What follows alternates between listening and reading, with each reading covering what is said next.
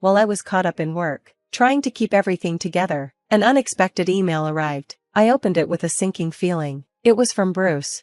I immediately reached out to him, desperate for answers. His response was calm, almost detached. "I'm sorry," he began, "but I've fallen for someone else. I'm starting a new life with her." He went on to tell me he would be taking the luxury camper van we had just purchased, which was under my name, and that I would be responsible for the loan repayment.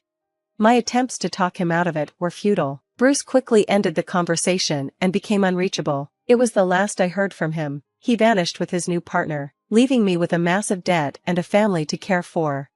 At 38, I found myself reeling. My name is Tiffany, and my husband Bruce, also 38, had abandoned me and our 9-year-old son, Russell. Russell was brilliant, always reading, discussing complex issues, and impressing everyone around him with his intelligence. Meanwhile, Bruce had always struggled, never able to keep a steady job. I worked full-time and was the one who kept our financials stable, always focused on our future. We had dreamed of building lasting memories together, and after years of instability, we decided to buy a $110,000 camper van. But when it came time to secure financing, Bruce couldn't meet the requirements, so I had to take out the loan in my name. The day the van was delivered, I received Bruce's shocking email. He told me he would be taking the van, since the loan was in my name, and that I would be responsible for the payments. He also mentioned he had fallen in love with someone else and was planning to start a new life with her. Stunned, I called him immediately. He confessed that he was leaving me for this woman and even brought up the divorce papers we had discussed in the past, saying he was planning to file them. He ended the call abruptly, leaving me heartbroken and blindsided. This was the first time I fully understood the extent of Bruce's betrayal. I tried calling him over and over, but he was gone. When I got home from work and went to check the drawer where the divorce papers should have been, I found it empty. The papers were gone, and I was left to face the financial burden of the $110,000 loan he had left behind. I couldn't understand how he could do this to us. Russell, who had been quiet about everything, responded when I asked him how he felt. "I kind of knew this was coming," he said, his voice strangely detached. It was as if he had anticipated this moment. Even though he was only 9, I knew he had to be affected, but he tried to hide it. My heart broke for him, but I kept pushing forward, thinking I needed to stay strong for both of us. Despite my best efforts, my emotional turmoil was taking a toll on my health. I had a training session at work that day, but I couldn't stand up. I told my colleague I needed a break and collapsed. When I woke up, I was in a hospital bed. The doctor told me I needed a thorough examination and would have to stay for observation. As I lay there, staring at the drip and the sterile white ceiling, tears began to flow. Just then, Russell burst into the room, his face filled with worry. "Mom, what happened? Is it serious? You're not going to die, are you?" His voice trembled with fear. I wiped my tears and reassured him as best I could. "Of course not, sweetheart, I won't leave you." Relief washed over his face. "I was so scared when the teacher called and said you were in the hospital," he admitted, his voice trembling. Seeing how deeply this was affecting him strengthened my resolve to be more open with him, to not hide my pain. He was still just a child, but he was showing a maturity far beyond his years, and it made me want to fight for both of us.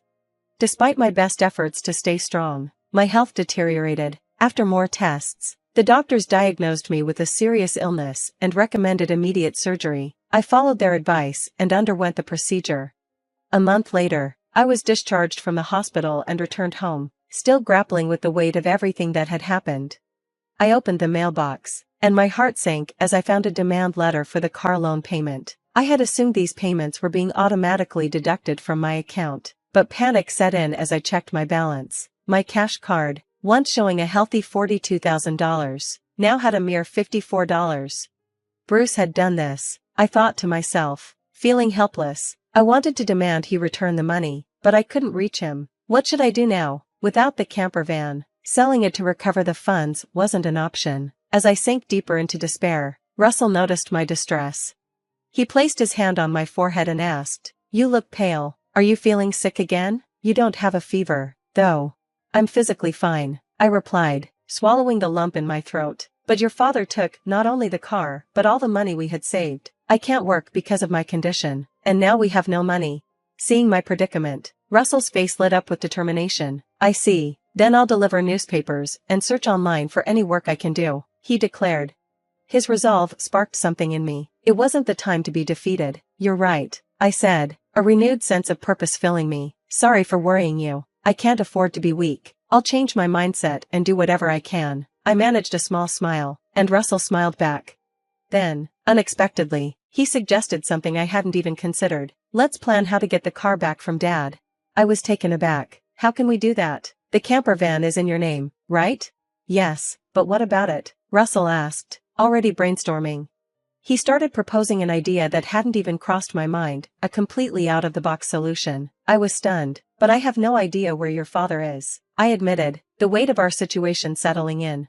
Despite the challenges, Russell's creative thinking and proactive attitude gave me a flicker of hope. "Let's check my phone," I suggested, recalling something from a month ago, when we went on a family hike. Russell had gotten a bit disoriented, surprising even us. To help him feel more secure, we had bought him a child's cell phone with a GPS app that both Bruce and I could access.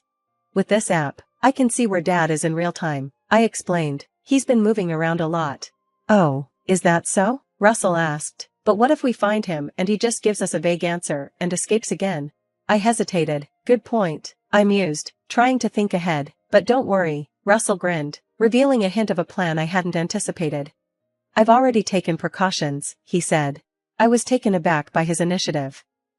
"What did you just say?" I was amazed.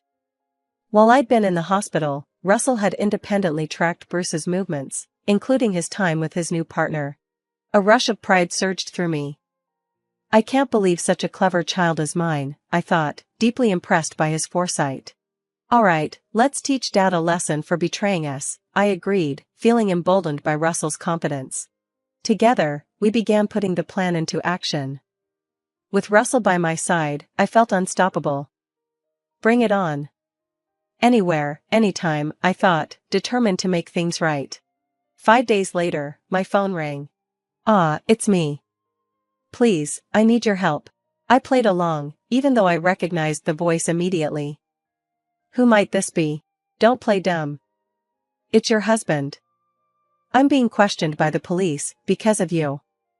At this rate, they might even ask me to come to the station voluntarily. Help me out." I paused for a moment, then replied coolly, "Oh, is that so? Just wait a moment." I maintained my composure, ready for whatever was to come. I immediately went with Russell to the location Bruce had mentioned. To my surprise, it was a forest park near our house, a popular camping spot. There, I saw Bruce being questioned by the police in front of his car, looking utterly bewildered. A mix of pity and resolve filled me as I approached the officers. "We need to talk to him," I said. "Could you please give us a moment?" The officers stepped aside, giving us some space. Inside the car, Bruce's mistress sat cross-legged, glaring at us. But her presence no longer fazed me. "Sorry about that," Bruce muttered as he looked up. "Thanks for coming, but why did the police suddenly show up at my place?" "I don't get it." I remained calm.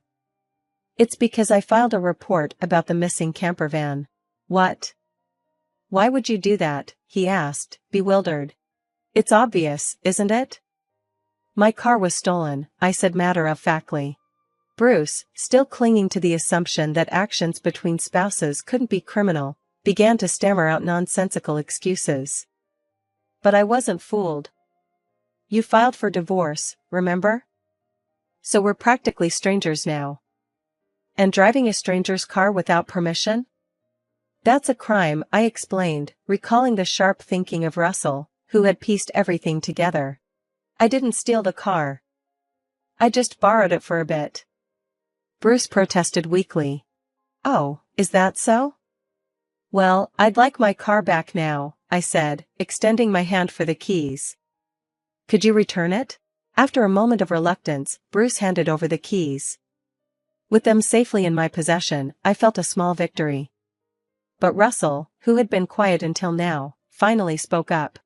"Hey, why did you abandon your family and run off with her?" he asked, his voice steady but full of curiosity. Caught off guard by his son's blunt question, Bruce flinched, visibly flustered, and awkwardly scratched his head. His mistress, Julia, couldn't resist chiming in smugly.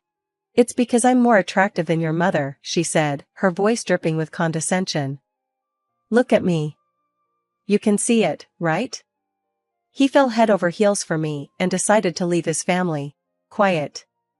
I didn't ask you, old lady, Russell snapped, his tone firm. Dad, you answer. Julia fell silent, cowed by Russell's directive, but Bruce remained unresponsive. If you can't explain, that's fine, I said, my voice icy. I'll just have the police come back and take you. Bruce hesitated. Wait, hold on, okay, I'll talk. Reluctantly, Bruce confessed. Julia joined my company 2 months ago. We were attracted to each other at the new employee welcome party. Later, we found out she was pregnant. I decided to start a new life with her, leaving you and the kids behind. Why take the camper van, then? I pressed, not yet satisfied. I quit my job and thought about selling the car for money, Bruce explained. But it seemed like you were using it a lot. I thought it was a waste to sell it right away, so we decided to go on a trip. Wait, how do you know all this? He asked, puzzled. I crossed my arms. Remember when Russell got lost? After that, we bought him a kid's cell phone and installed a GPS app on it. Don't you remember? We installed it on your phone, too, so I've known where you've been all this time. I later found out from Russell that during our family hike, he had deliberately pretended to get lost. It was a clever move, designed to help us monitor the situation and be prepared for any uncertainties ahead. I was stunned by his foresight and strategic thinking. I suspected something was off with Dad, so I came up with this plan to keep an eye on him, Russell explained, his calm tone betraying his young age. You're a formidable child, I said, half joking, half serious. I hope I never become an adult like Dad, someone who betrays important people without a second thought. Bruce, faced with the harsh reality of what Russell had laid bare, looked pitiful. He had no defense. Seeing Russell, at just 9 years old, speak with such clarity and resolve filled me with a sense of strength as a mother. I knew I couldn't back down, especially now that it was time to settle things properly. I turned to Bruce. Also, return the $42,000 you withdrew from my account. That was our joint property. Bruce stubbornly retorted, I don't have to return it. It's not like that, I shot back. That money was what I saved bit by bit while I was single. You always quit jobs halfway, so we never saved money together, did we? The realization that Bruce and his mistress had squandered the $42,000 was appalling, but it also gave me a sense of relief about my decision to divorce him. If you've stolen and used my car and my money, that's a serious crime, I continued. Bruce tried to dismiss it. I just sent the police away, so it's not their business anymore, right? We only said we would talk, I corrected him. I have no intention of withdrawing the complaint. I'll add the theft of my money to the report. Should I call the police now? I can do it with just one button on my phone, I added, making it clear I wasn't backing down. Julia, Bruce's mistress, had been watching the conversation in silence. As the tension grew, she attempted to leave the camper van, but her exit was interrupted by a loud scream. Outside the door stood Julia's parents, their faces flushed with anger. Surprised, Julia stepped back, and her parents immediately began yelling at her. I called your parents beforehand, I revealed, watching the scene unfold. Julia, clearly taken aback, stammered, What? How did you? The truth was, during my hospital stay, Russell had visited Bruce's office and tearfully told Julia's parents what had happened. This preemptive move had set everything in motion. Russell had managed to obtain Julia's parents' address by talking to her coworkers, who had noticed her increasingly close relationship with Bruce. With that information, Russell and I had visited them, armed with a photo of Julia, and told them everything. After contacting Julia's parents again, we asked them to stay nearby, ready to confront their daughter. Julia looked stunned. How could you do this to me? She asked, her voice filled with betrayal. I shot back. I don't want to hear that from you. That's my line. Then, noticing her pregnant belly, I couldn't help but ask, by the way, your stomach seems quite big. When's the baby due? In 2 months, she replied, flustered. I raised an eyebrow. Wait a minute. You and my husband met only 2 months ago. What's going on? The timeline doesn't add up. Everyone, including Bruce, sensed something was off. This is the first time Bruce heard about the due date, I said, watching as his face fell. Don't you get it? It takes about 8 months from conception to birth, which means the child she's carrying isn't yours. Bruce stared at Julia, the realization dawning on him. Are you stupid? Don't you get it? She's been lying to you this whole time. Julia's posture shifted as she resigned to her fate. I almost got away with it, she scoffed. Can't help it now, can I? I'm caught. You were too naive to see through the lies. Her voice turned bitter. A fool. My whole life is ruined because of you. Bruce, boiling with frustration, demanded, what were you thinking? Bruce and Julia then began to argue, but no one intervened. We had the police on standby, ready to return if necessary. As dusk fell, the red lights of police cars approached. I was wrong. I'm sorry. I'll never cheat again. Please just don't arrest me, Bruce pleaded, desperation in his voice. Russell, ever wise, interjected, people don't change that easily, especially lazy people like you. Exactly, I added, I can't trust you. Think about your actions and prepare to face the consequences at the police station. Bruce hesitated. If I get arrested, I won't be able to pay you back. Is that okay? I don't mind, I replied calmly. You can pay me back after you've served your time. Don't worry, I've already found you a job. Turning to Julia, I added, you might think you're just an observer here, but don't forget, you're an accomplice to Bruce's theft. Be prepared for the consequences. Julia tried to seek help from her parents, but they refused, disowning her. We won't support a daughter who causes trouble for others. With that, Bruce and Julia were taken away in a police car, though they were released from detention soon after. They now faced a substantial financial obligation to me. Through a lawyer, I successfully claimed $42,000 in damages, as well as an agreement for Bruce to pay $11,000 a month in child support for Russell.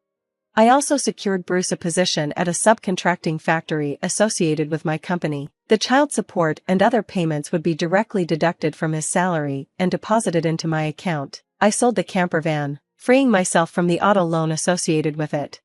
Since these changes, my health has improved remarkably. I'm more energetic and committed to my work than ever before. Russell, too, has been actively helping with household chores and errands. We are both moving forward, stronger than ever, with Russell free to pursue whatever path he desires without any hindrances.